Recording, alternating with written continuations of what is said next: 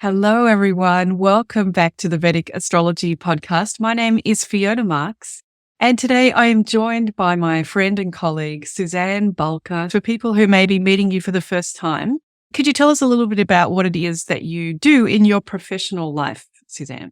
Well, I'm a psychotherapist. I've been in private practice setting for over 10 years. I specialize in cognitive behavioral therapy. I help patients work through issues such as depression, anxiety, addictions, trauma, this sort of thing, all kinds of different issues with cognitive behavioral therapy. And my studies into astrology have really been beneficial helping the population I work with. And if anybody wants to catch up on those insights of the links between counseling, therapy, and astrology, that's what we covered in our first podcast. We looked at how helpful Vedic astrology is as a counselor, but also where Vedic astrology skill set perhaps falls short and what we can learn from counselors, what counselors can learn from Vedic astrologers. So I do encourage everyone to catch up on our previous podcast episode. But today we're getting together inspired to talk about addictions. It's such an interesting topic, and it's just got me on this quest to dig deep and understand what's really going on. The last time that Suzanne and I were chatting, Matthew Perry had just suddenly died. And I think many people in the world were really moved by that event because Matthew Perry had been very open with his battles with addiction. I've always been a Matthew Perry fan. I've enjoyed his movies and, of course, Friends. And so I knew I had to read his book. And he's very honest and authentic and just vulnerable to share all that he shared. He didn't hide anything. He really shared everything about his personal life and his struggles with addiction. And it was quite severe. And my heart just goes out to Matthew. I just did not know how severely he struggled with addiction. And it got me on this quest of wondering, because I know of people personally and professionally that have struggled with addiction. And hey, we all have things that might be a guilty pleasure for us. I think that's something maybe everyone can say they have in common. I know for me, it's sugar and like a nice cup of joe. We can all have our thing, but I wanted to know what differentiates someone who struggles with addiction versus someone who can have a glass or two of wine or a beverage and put it down and be fine the next day. It's just got me on this quest to dig deep and understand what's really going on. I think Matthew Perry is a great example to explore that. As we begin that journey, it strikes me that we should probably talk a little bit about what an addiction is, or try to define it a little bit, because as you were just referring to, it's an incredibly human experience to consume things that make you feel good, that you know are maybe not good for you. And being as we all do that, when does it become an addiction and when is it just a normal part of being human? I like to think of an addiction as a behavioral pattern or behavioral habit that is maladaptive, that is getting in the way of the person's quality of life. It's interfering with their work, their career, their relationships, money, financial. It is a substance that seems to have control over the person and not the other way around. I think also an addiction can be defined as someone who cannot go a week without having a craving for a substance. And I also think we can be addicted on different levels too, physiologically, psychologically. So I think that's a part of it as well. We feel like it's a crutch, or we feel like we can't do without it, that we need it in order to function. And it's getting in the way of their life. I think that's what defines an addiction. Do you think it's the case that sometimes the person in the situation can't have an awareness that it's affecting their life? They're in the experience and they feel like they are handling everything, that they wouldn't describe it as interfering with their life, whereas others on the outside might. Oh, I think that's so true, especially on a maybe psychological level. The person can feel like, oh, I can quit anytime. I have total control. Or today's the last day. I won't have a drink after today. Tomorrow will be good. Let me just get through this season of my life, or let me just, whatever it might be. The stories that the person says to themselves. And that's what keeps them feeling like they can justify their habit. So I think it's the stories the person tells themselves. And I think that they can almost lie to themselves and be in denial. So then self-awareness is important. That I'm sure will come up in astrology when we talk about where that might show up in a chart. So self-awareness is important, but it's not the only thing, because as we were just saying with Matthew Perry, he was very aware. After a certain point, he became very aware of his behavior, and yet he still had that behavioral pattern that you were talking about. So self-awareness is not the only key to this very complex behavior. And when I think about addiction, I think about using something to meet an unmet need. So true. And that's why it feels like one is taking care of oneself by doing this thing. I just need this. I need to feel better. I need to feel like this. And so in some way, we're swapping out an unmet need and replacing it with a behavioral pattern. Yes, that's such a great point. I so agree with you. I think on a deep level, it starts off with maybe meeting some sort of need or triggering that reward center of the brain. It can meet the need of curing boredom. It can meet the need of stress relief. It can meet the need of lowering your social inhibitions so you can be in social environments more easily. It could be fun. A lot of people associate alcohol with having fun. I definitely think on a deep level, perhaps one contributing factor to their addiction is that there's something missing in their life and they're turning to alcohol as a way to fill the void. Sometimes the addiction is like we're running towards something, like I want some distraction and entertainment. I want my life to be more fun. So I'm going towards it. But sometimes addiction can also be I'm running away from something. So I don't want to feel this pain, or I don't want to deal with that responsibility or that burden, whatever it is. So there's running away from and running towards that can be in this situation. So many and varied scenarios in this addiction experience. Oh, absolutely. Yes. It's quite a complex thing, all the things that are contributing. Yeah. For sure. Yes. Yeah. Exactly. And that's why I just want to state for everybody who's listening that Suzanne and I are going to talk about addiction on lots of levels, like from the counseling point of view, from the Vedic astrology point of view. But as we discuss things today, just the fact that you as a listener might have one of these indicators, the same as something that we're talking about, or maybe you've got two or three, doesn't necessarily mean that your life is going to be the same as Matthew Perry's or the same as whoever it is that we're speaking about, because lives and the karma that is available in the Vedic astrology birth chart is very rich. There's so many things going on there that it really takes a whole host of factors coming together to make this experience, in this case addiction, be quite accentuated and important in a person's life.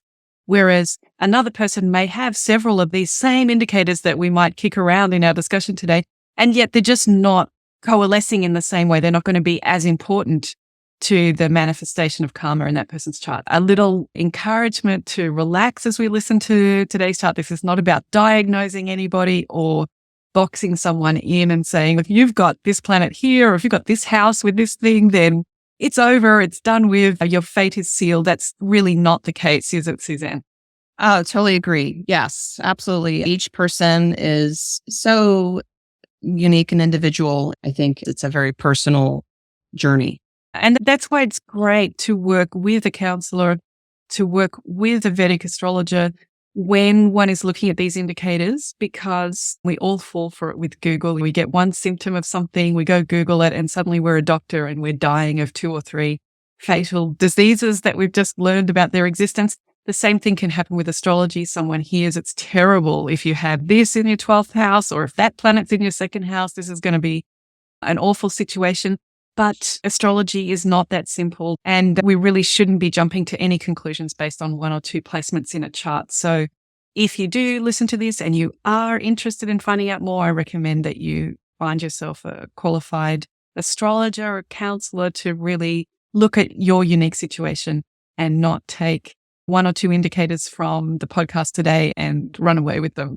So with that caveat, I hope everybody who continues listening will now take that on board as we explore some of the ways you might see this kind of thing in a Vedic astrology chart. I'm going to kick it off and say that I think the second house seems like a really important place to start looking for addiction in somebody's Vedic astrology chart, because the second house rules what goes into our mouth. It rules what comes out of our mouth. It rules speech, but it also rules what we consume. And the whole thing of a lot of addictions is that it has to get into the body. So the mouth is one of those ways. And also why I think the second house might be important is because it rules the immediate family. In Vedic astrology, it is where we are nurtured. If you think about the human baby, it's quite a vulnerable organism. It can't feed itself. It can't keep warm. It can't move on its own. It needs to be picked up and lifted around. So it's being in the second house, being in the immediate family as a new human body is a very vulnerable place where your experience of nurturing, you are open to, you can only receive. And that experience of our immediate family has lifelong consequences on the way that we interact with the rest of the world. And so what are some of the things that from the counseling perspective or from the addiction perspective that we might see connected to the second house? I think nutrition is a big factor when it comes to addiction and alcohol addiction, particularly because alcohol can act as a fuel for people. It's a fuel for the body, though it can cause damage to the different organs, liver, the brain, and it also depletes many nutrients. And this is my understanding, is that you can set yourself up on a vicious cycle in that the person might be already depleted for nutrients. And so they find alcohol. And alcohol is such a wonderful source of fuel. So it's, oh, okay, my new best friend. But then what happens is they drink that alcohol. The alcohol uses up nutrients in order to metabolize the alcohol, which worsens the deficiencies. And then this further increases the cravings for alcohol. Can just create this vicious cycle. So I think that's a big factor in alcohol addiction. I never think of alcohol as a fuel, but you can light it on fire. It's physically like fuel, but I guess it's very high sugar. Is that why it feels to the body like fuel? Is that what you're saying? Yes. I think when alcohol is broken down to its final element, it's sugar. My understanding of this too is that alcohol, it feeds the yeast in the body. Yeast loves sugar. Yeast loves sugar, yes. And so this can also be why a person can nutritionally be addicted to alcohol, because on some deeper level, their yeast, their candida or their inner yeast, we can have yeast in our gut, in our brain. And at a deeper level, we can crave the alcohol because our yeast cells or whatever it is are just screaming out for sugar. And then we feel better when we have a drink of alcohol. It's really interesting, isn't it? Because there's many different versions of addiction. There's many substances. So there's lots of scenarios. But in this particular one, this is really driven by the body's need for nutrients. So this is not really necessarily meeting a psychological or an unmet need. This is that the body's depleted. This is the closest thing that I found that quickly solves that problem. And then I imagine that's a really hard cycle to break. Oh, yes. And I think it's just that body-mind connection for sure, that the person just feels better when they have that drink. Because we can get a bit puritanical about addictions, can't we? That people should use their willpower and then there'd be no trouble at all. And I'm sure that does apply to some addictions. But to other addictions, drivers, in this case, it might be improving one's nutrition and the blood chemistry that then solves the addiction problem. It's funny the way that we can culturally project onto people what they should do.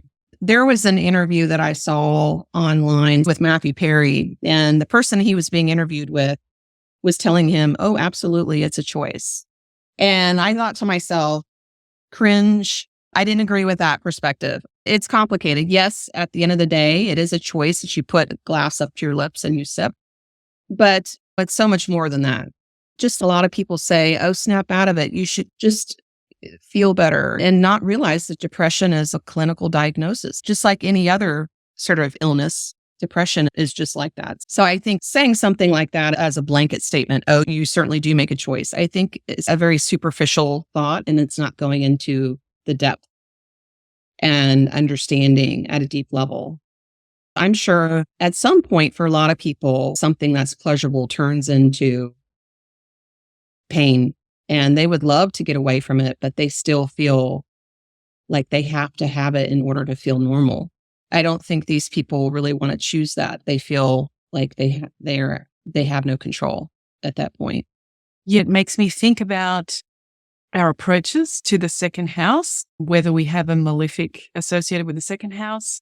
Yes. Whether we have benefics there, what's going on. I can see that for some people, that willpower is going to be a great approach. Perhaps if you've got Mars involved somewhere and your Mars is working really well, then I'm sure that you can go around telling the world that if they just apply their willpower, everything will be great, because that's what's so great about having a good Mars, that you can pull that out of the bag and defeat obstacles. That's what Mars is for. So that's great. But if your Mars is not in that situation and not involved in this particular setup, whatever's going on in the chart, it might not necessarily have to do with willpower. It's just a completely different part of the chart. Maybe that throws us into another house that I think would be great to explore. When I think about addiction, I also think about the 12th house. So probably for me, it's second house and 12th house, which is very interesting, isn't it? Because those are the two houses around these and having a big influence. We talked about the second already, but the 12th house is transcendent. If we were talking about the zodiac, the 12th sign is where we're liberated from the material experience. So the 12th house is the least manifest of all of the houses. And ideally, from a Vedic astrology point of view, the 12th house is all about moksha and enlightenment, which is seeing through the delusion of matter and really taking the opportunity to identify with spirit, so much so that we actually release the material particles that we transcend. However, for those of us who are working our way through this long journey of purifying our karma or whatever it is that we're doing with all of these rebirths, the 12th house might not be so much of an enlightenment house, but it can be a house of escape where we get away from the responsibilities, from the drudgery, from the obstacles, the 6th house, the responsibility that the second house, perhaps Saturn is putting a lot of burden on us somewhere. Then the 12th can seem like Shangri-La of escaping. It might be where we go on holidays, on long distant travels. We might like going to retreats in Bali, but it can also be escaping into the world of dreams, the nighttime dreams, not the ambition dreams, but our dreamlike world, the 12th house. And drugs can really take us into the 12th house. And suddenly we feel free, which is what moksha is all about. And once one has a taste of that, one kind of wants to go back because it's like the best of everything. It's like being alive, but without all of the burdens and the heaviness. So the 12th house, let's talk a little bit about the 12th house, because to answer your question, which Varga, I think the D12 then comes to mind. D12, but before we jump into the D12, let's talk about why the 12th house might be important and how that maps to more Western language or counseling or addiction. Like you said, 12th house is definitely about escapism from responsibility or hardship or debts. It's going on vacation. It's escape with regards to people who struggle with alcohol. Alcohol, like many substances that we can get addicted to, activate the brain's reward center. And drinking alcohol makes one feel good. It increases their dopamine production. And this feels good. This feels like I'm on vacation. I'm in Bali. What's interesting, though, is alcohol, unlike other substances, doesn't reuptake, is my understanding. And the brain begins to adapt by producing less dopamine because it doesn't have this sort of reuptake like other substances does.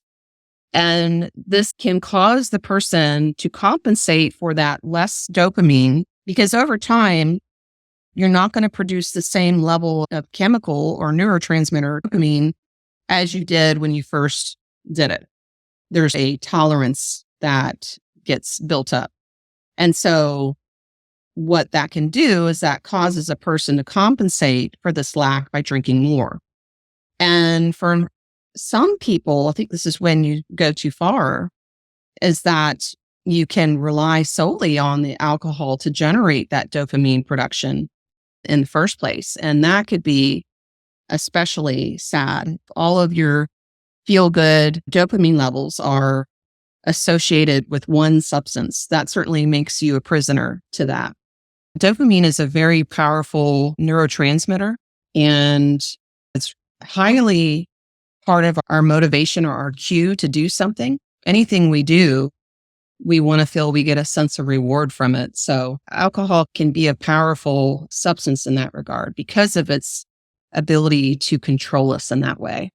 And what also can happen is without the alcohol, without the drug, you can experience these withdrawal symptoms. And what happens here is it can actually deepen one's depression. And so if a person is too afraid to go through that process, then they're back on the spiral with addiction. It's almost like you have to really go through and experience severe consequences for that to be counterbalanced, the reward with the suffering. We can explore this some more too, that there's a psychological concept. They say there's 4 different personality types. There's the dopamine type, the serotonin type, the testosterone type, and the estrogen type. And the dopamine type of personality is associated with risk-taking, novelty-seeking. They're very curious and creative.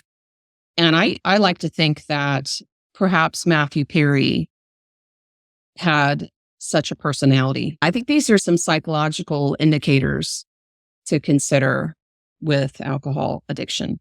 One of the things I'm really taking away from this part of the conversation is how important it is to look for a healthy approach to your second house. So a healthy approach to what you put in your mouth and to where you get your nurturing, and a healthy approach to where you escape, because we all need to escape, whether that's binging TV or whether that's running by the beach or going on holiday.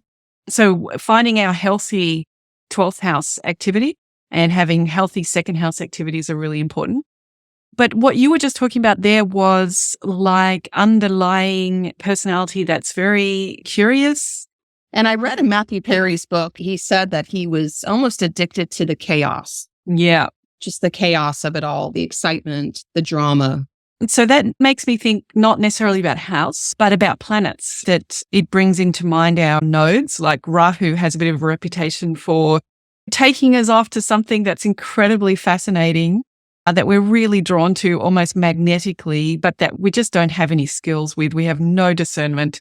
And whatever we're experiencing through Rahu, we still want to keep going there. That's the pull of the nodes. And it's obsession with Rahu, right? It just wants more and more, and it never gets satiated. It all falls through. It's got no stomach. It cannot digest and break down these experiences. So it just keeps wanting more. So I think that's really important. Rahu might be important.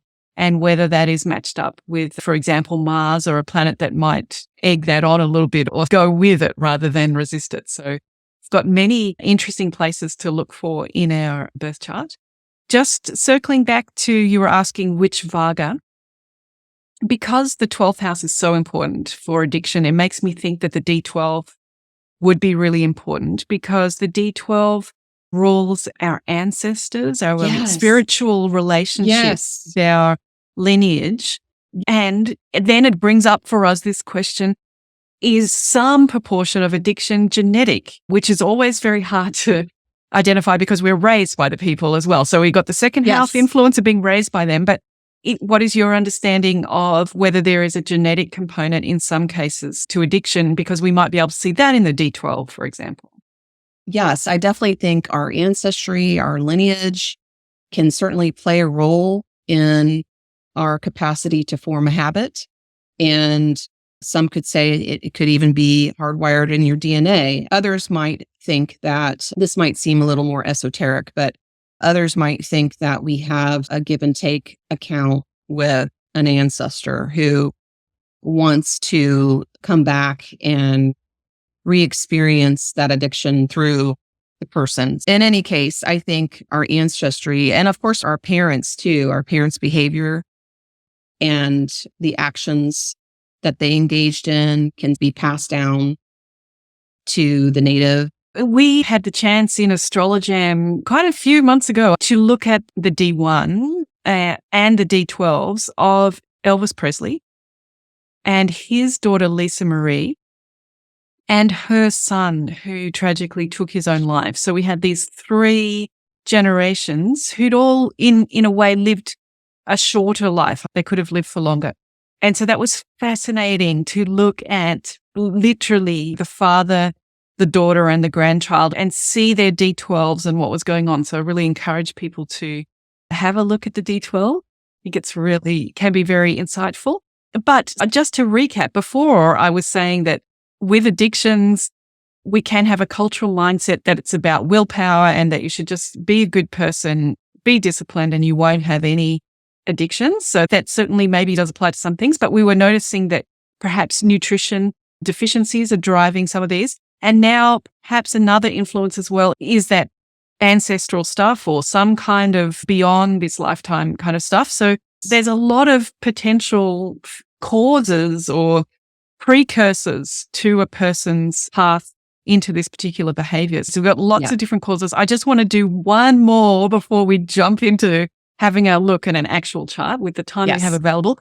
Let's talk a little bit about friends, not the TV show, but our peers, our environment as either a young teenager or as a young adult. That would be the 3rd house in Vedic astrology.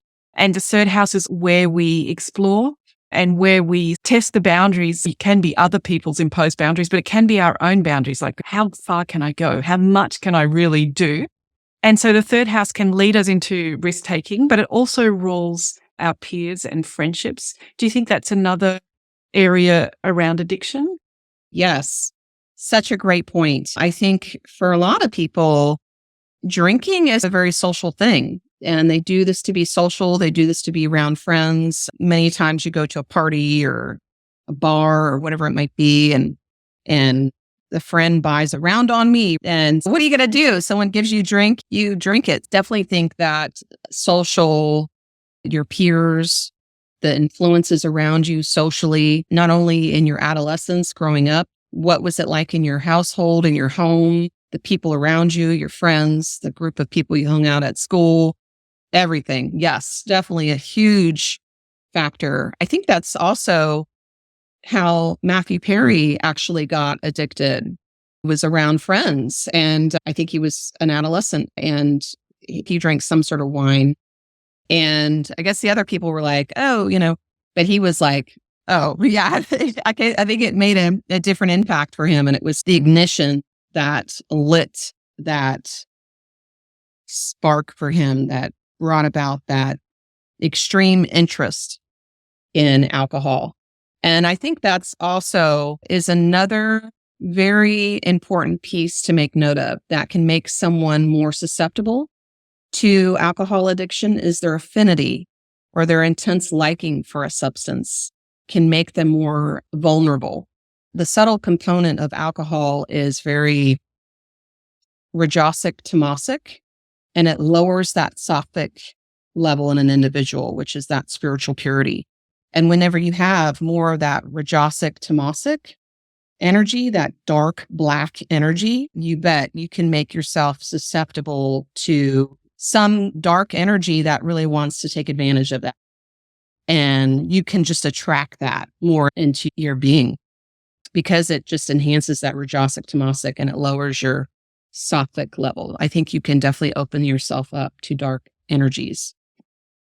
So then let's get ready to jump into this chart. I think the only one other thing that we need to cover is just to recap the different approach of malefic and benefic planets. Because I think we're all familiar with malefic planets, which is Saturn and Mars, a little bit the sun, make life hard for us. I think we get that. We know what that feels like when life gets hard, there's a lot of responsibilities, a lot of deadlines, a lot of pressure.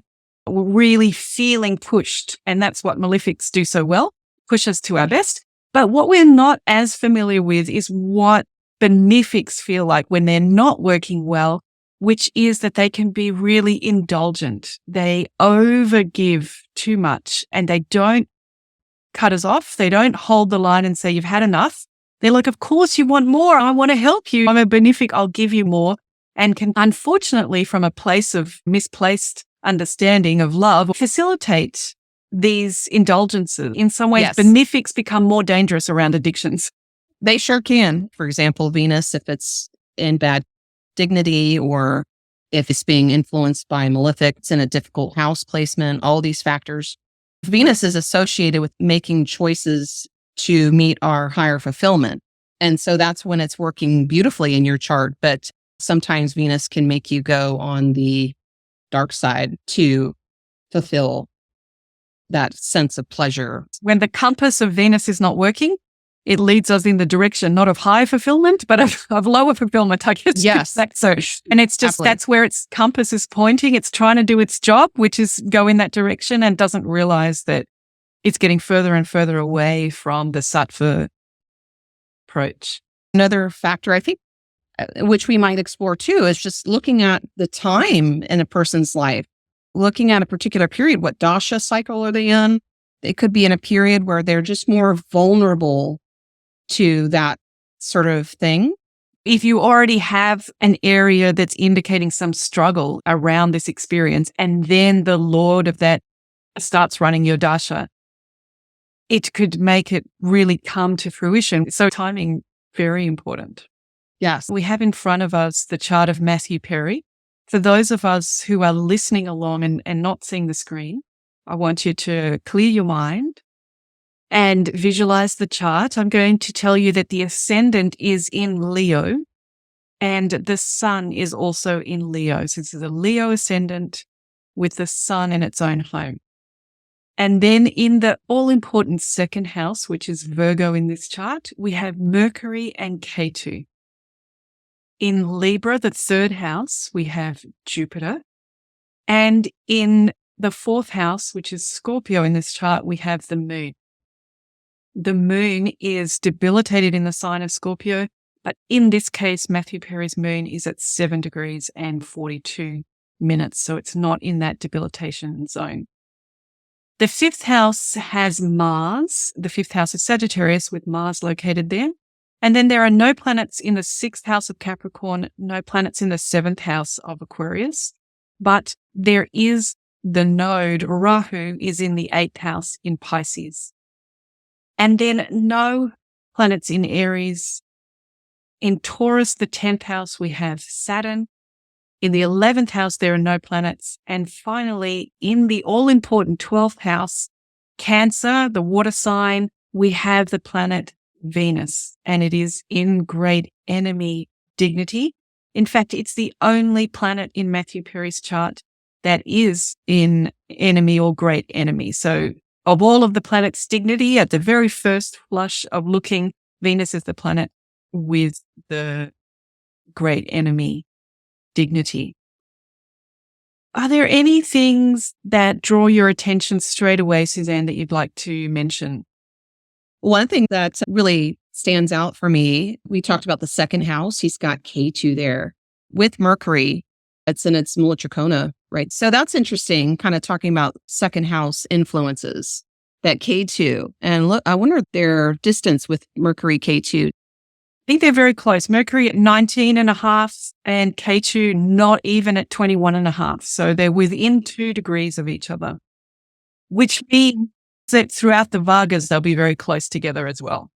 Yes. And that K2 influence just could be like that black hole in the chart. You feel like a part of you that's very compulsive. Yeah. K2's all about denying fulfillment. Its whole purpose is to help us orientate towards Rahu.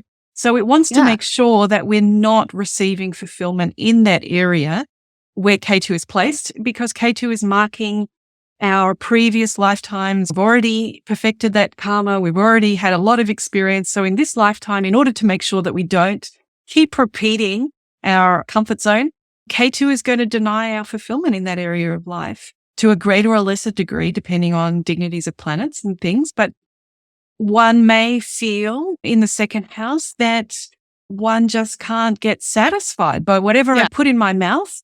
It's not enough. I had big expectations that I can get nourishment. That's my anticipation from previous lifetimes. I rely on the second house. And yet in this lifetime, no matter what I do, it's not hitting the mark. And it reminds me of when the brain starts producing less dopamine, you just feel that need to get more and more to get those levels back up, so to speak. So it reminds me of K2. We want to try to continue to find fulfillment in that area, but it's elusive. We don't find it, but we still struggle with it. This is not quite on the topic of addiction, but it means that Rahu is naturally over there in the 8th, which is all about being vulnerable. So it's so interesting that you shared that one of the things that's really noticeable about Matthew Perry's biography, and I think why we all felt so connected to him when he died, it was a lot of outpouring of shock and how could this happen, was because he was willing to be so vulnerable. And it makes me think about Rahu in the 8th, although I can't help noticing that it's also in Pisces, the 12th sign. So Rahu is encouraging this person to, in that water sign of Pisces, to escape, to on the 8th house of secrets or behind the scenes. I do think that Rahu placement maybe does have something to do with addictions in this case. And how it's aspecting the Venus there. And with that Rahu Venus energy, you can't get enough of those Venusian things. You've just mentioned Venus. Now, Venus is on the 12th house that we were saying was so important. Absolutely. Venus there in the 12th house, place of escape. And that Venus there is in a great enemy sign there. So not in very good dignity. Poor Venus is struggling to really express its energy in a healthy way. And as we said with the Benefics, might be allowing some indulgence there in the boundaryless space of Cancer. So already a space that doesn't have a lot of things to hold on to. Venus, it's a wet planet and it's in a wet sign, and it's just a little bit hard to bring discipline, I would imagine, to that 12th house. Oh, absolutely. Absolutely.